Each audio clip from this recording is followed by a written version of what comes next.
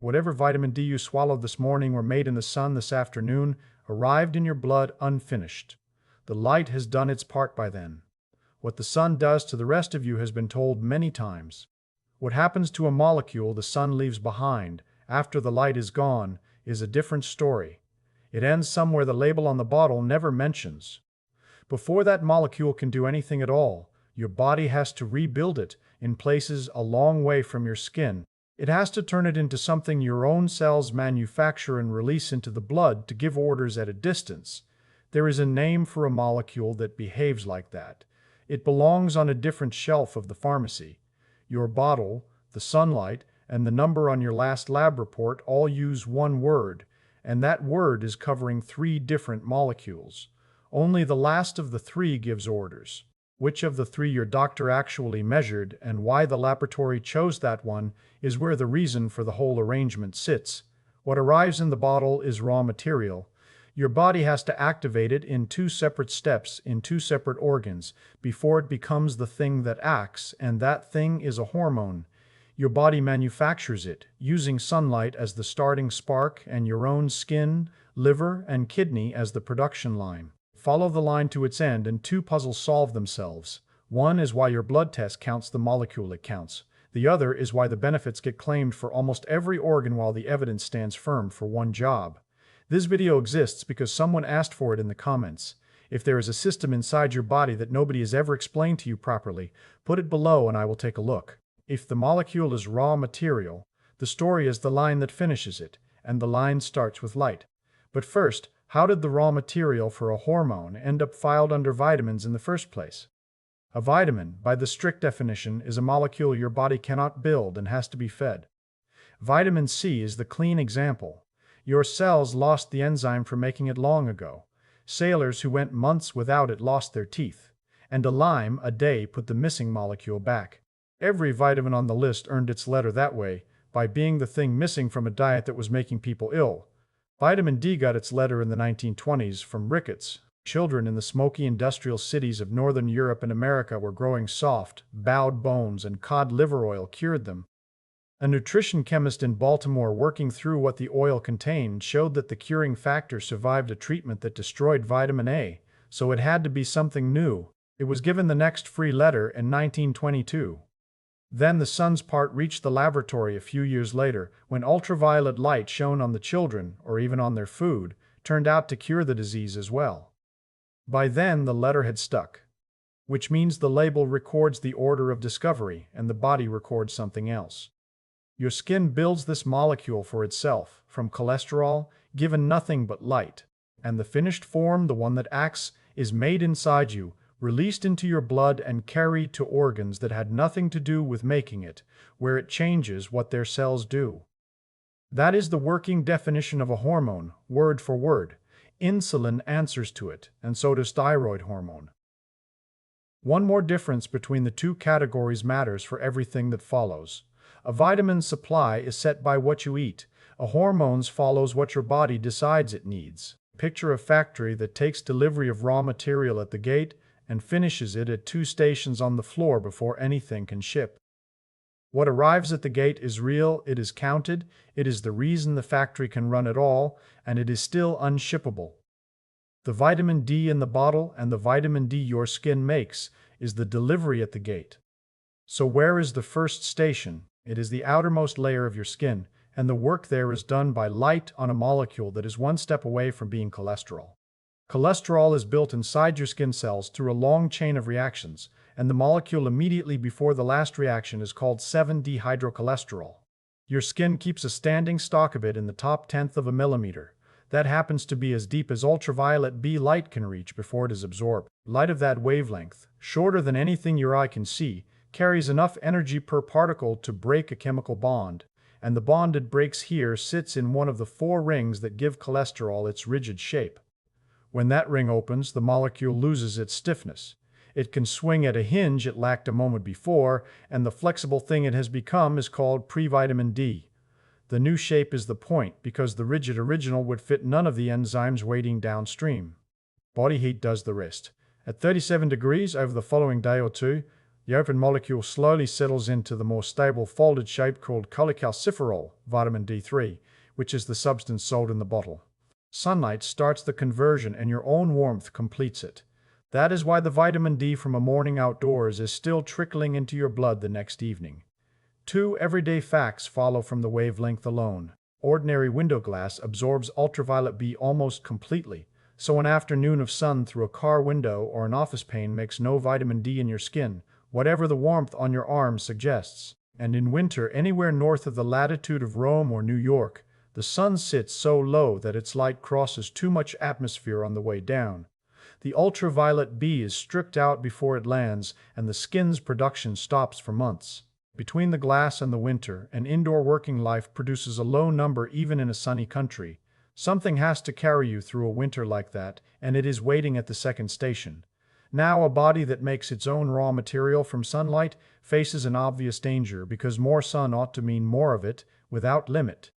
It turns out the light that makes provitamin D also destroys it. If the skin stays exposed, the surplus provitamin D is shunted by that ultraviolet light into 2 inert byproducts. Production levels off within a short exposure and stays there however long you remain outside. A ceiling. Holick and colleagues mapped in the journal Science in 1981. Skin pigment slows the reaction, so darker skin needs a longer exposure to reach the ceiling, and the ceiling itself sits at one height for everyone. Your skin cannot overdose you. A bottle can, because a bottle skips the ceiling. The Boston group behind that finding later measured the other side of the ledger. The skin's standing stock of the starting molecule thins with age, and skin in its 70s makes less than half the pre-vitamin D from a given dose of light that skin in its 20s makes. From the skin, the molecule has to travel, and here its chemistry works against it. It is a fat in the practical sense. It dissolves in oil and refuses water, and blood is mostly water. So it leaves the skin over the next day or two clinging to a carrier protein built for the purpose, which ferries it through the bloodstream to the liver. The liver makes that carrier as well, and makes far more of it than there is ever cargo, so nearly every molecule on the line travels bound to one. What the liver does to it is small, chemically. It changes how the molecule travels and how long it lasts. An enzyme in the liver attaches one small handle to the molecule, an oxygen with a hydrogen on it, at one particular spot on the molecule's tail. A handle like that makes the molecule a little more willing to sit in water and, more importantly, gives it a shape the carrier protein grips far more tightly. Chemists call the product 25-hydroxyvitamin D, and this is the storage form. It binds its carrier so firmly that it circulates with a half-life of roughly 2 to 3 weeks, and it accumulates. This is the molecule to hold on to because it comes back on a laboratory report later. Handle fitting is the liver's standard trick. It uses one family of enzymes on most of the medicines you take, adding oxygen to make a foreign molecule easier to dissolve and clear. The family overlaps enough that a few drugs which rev those enzymes up, older anti-seizure medicines and one tuberculosis antibiotic among them, speed the breakdown of vitamin D and can empty the reservoir from the inside. Almost everything that arrives gets this step. Eat more, or make more in the sun, and the level of the storage form rises in step. Go without, and it drains slowly, over the weeks. A share of the raw material never reaches the liver at all, because a fat-soluble molecule is drawn into fat tissue and held there. A body carrying more fat spreads its supply through a larger volume, which is one reason the number on a heavier person's report tends to read lower from an equal sun and an equal capsule. That looseness is deliberate. So what is waiting at the last station, and why is it built the opposite way? From the liver, the storage form flows onto the kidney, to the cells lining the tubes that filter your blood, and a second enzyme adds a second handle, this time near the head of the molecule. That is the whole change. 2 handles on a molecule that arrived with none. Chemists write the result as 1,25-dihydroxyvitamin D, and its working name is calcitriol. Calcitriol is the hormone. It binds the carrier protein loosely, so a far larger share of it rides free. It is cleared from the blood within a few hours, and it is the only form on the whole line that can give a cell an order. Everything the bottle promises, every benefit ever attached to the word, runs through the few hours of life that calcitriol gets after it leaves your kidney. Which leaves a strange choice unexplained. Why would your body build its most potent form in the organ that filters its blood, and why give it only a few hours to live? Well, put a calendar against the line and the shape of it comes clear. A capsule taken on a Monday or an hour of spring sun on a Monday afternoon is drifting into your blood on Tuesday and Wednesday. By the end of the week, the liver has fitted its handle and the storage form settles into its long circulation, where it will still be measurable a month later. The kidney step is the odd one out because it keeps a different clock entirely. It runs on demand, in minutes, and only when something asks. Something has to do the asking. That something is the calcium dissolved in your blood, and your body guards that number more jealously than almost any other. There is very little of it. Your entire bloodstream carries under a gram of dissolved calcium, while your skeleton holds close to a kilogram, so the blood runs on a trace, and the bone stands behind it as the bank. Nerves fire and muscles contract on the strength of calcium moving across membranes, so the concentration in your blood is held within a band a few percent wide, day and night, whatever you ate. 4 glands in your neck, each about the size of a grain of rice, sit behind the thyroid. They taste the blood for calcium continuously, through a receptor on their surface built for that one job. When the level dips, they release parathyroid hormone within minutes. Parathyroid hormone does several things to raise calcium, and the one that matters here is the order it sends to the kidney.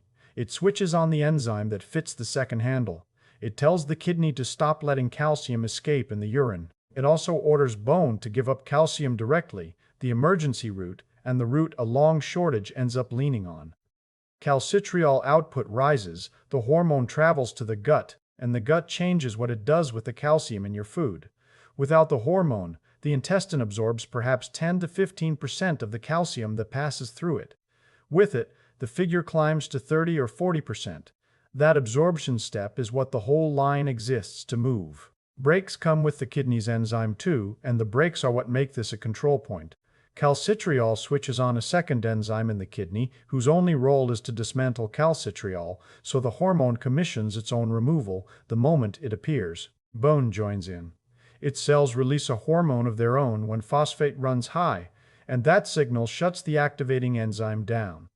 Every signal in the system, up or down, is pointed at one enzyme in one organ. Geography earned the kidney that position as much as chemistry did, and it answers the question of why the last station sits in a filter. The storage form, riding on its carrier protein, is small enough to pass through the kidney's filtering membranes into the fluid that will become urine. Left there, it would be lost within days. The 2 lining cells downstream carry a receptor that recognizes the carrier and hauls the whole package back inside, and the activating enzyme sits in exactly those cells. The raw material is fished out of the urine stream and finished on the spot, by the same cells, on its way back into the blood. Against that, consider the liver. Its step has no break worth the name. The output simply tracks what arrives, and the 2 forms differ in quantity to match because in your blood the storage form outnumbers calcitriol by roughly 1,000 to 1. One organ keeps a reservoir, the other meters a dose.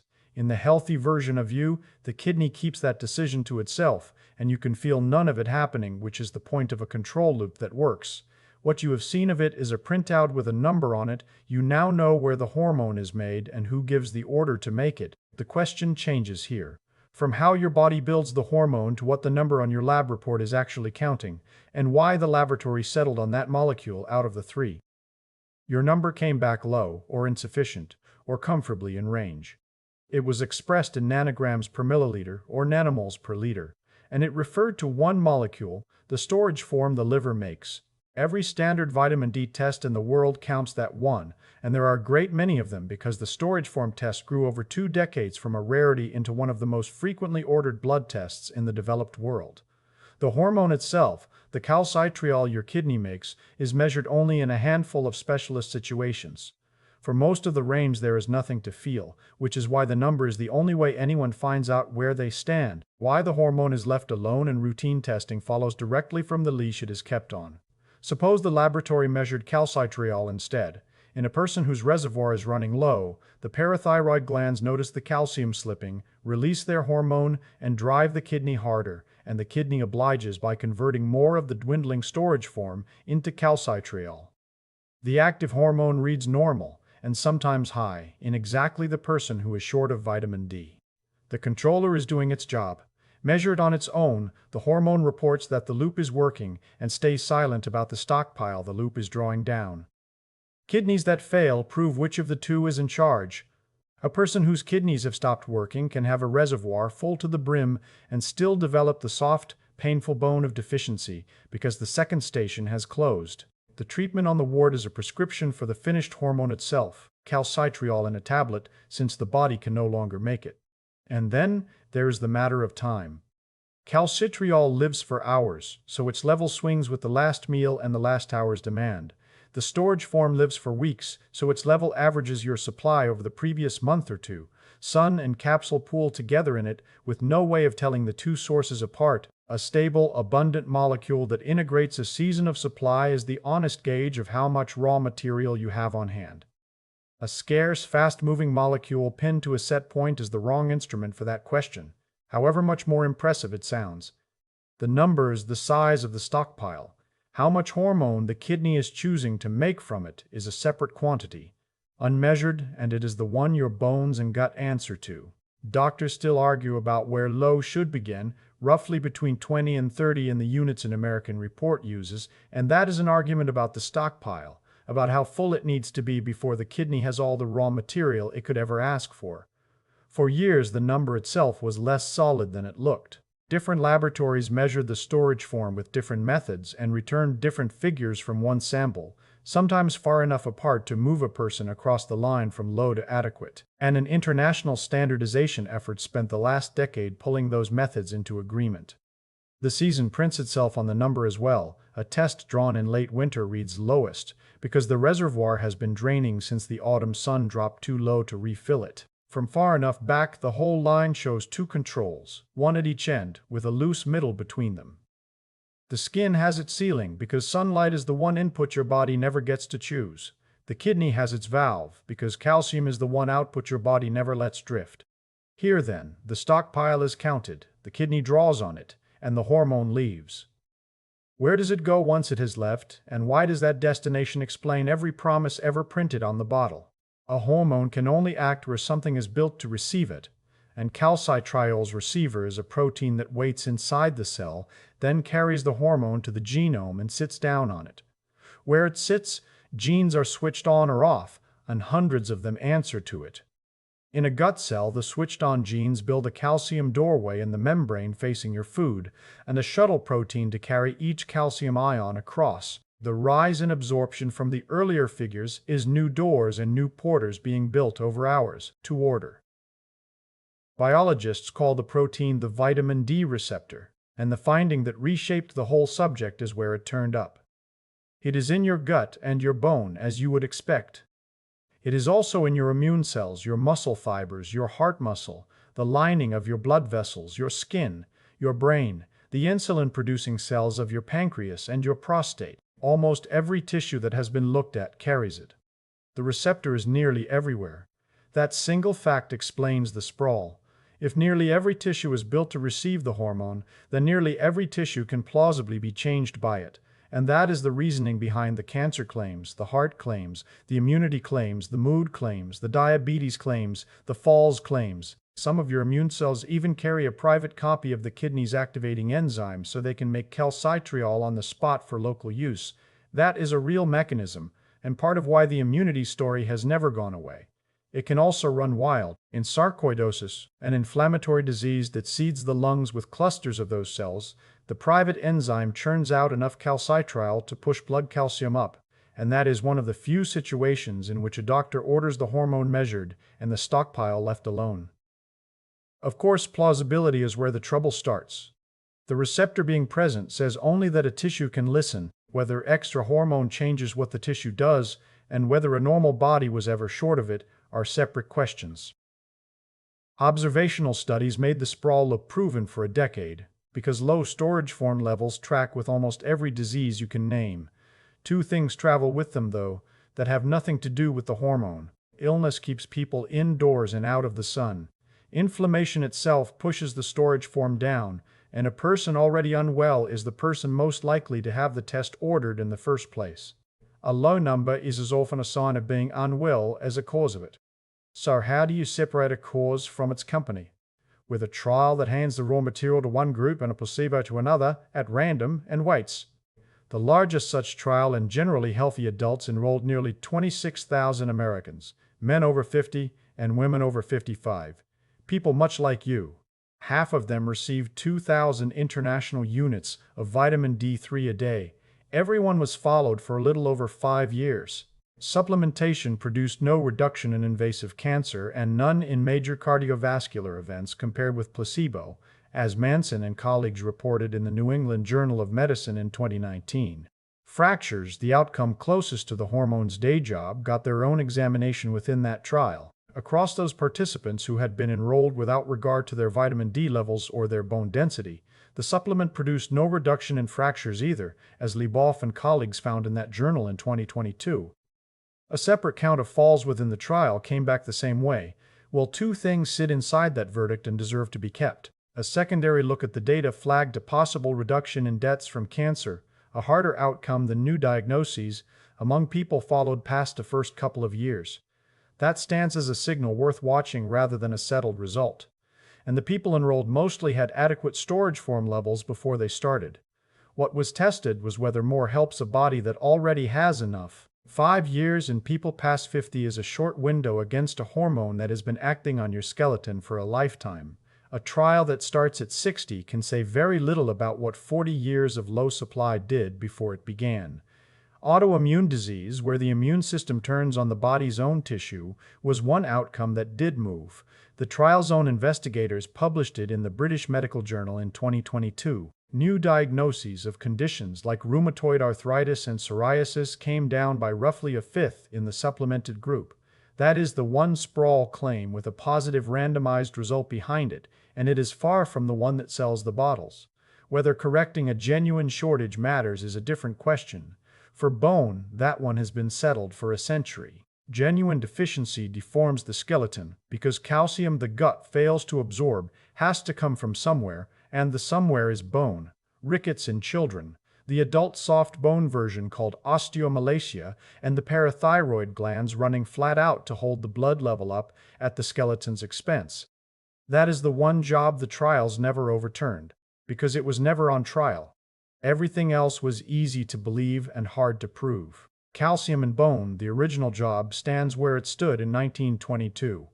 Whether you are short of it, whether a test is worth ordering, and whether a capsule belongs in your morning are questions for a physician who can set your own numbers against your own history and your own medicine cabinet. What the line gives you is the reading behind the number, and that part travels with you. Back to the bottle then, once more. The word on its label is a century old and records the order in which chemists stumbled on the thing, with the sun's part still unknown. Your body files the molecule under a different heading because your body is the one that makes it. Of the 3 molecules hiding under that one word, you have swallowed the first and had the second counted. The third is the one your body keeps for itself. It has never been in your hand or on a report you were shown, and of the 3, it alone has ever acted on you. The deciding is done in your kidney. Whatever the bottle says, the thing in the bottle is the start of a process.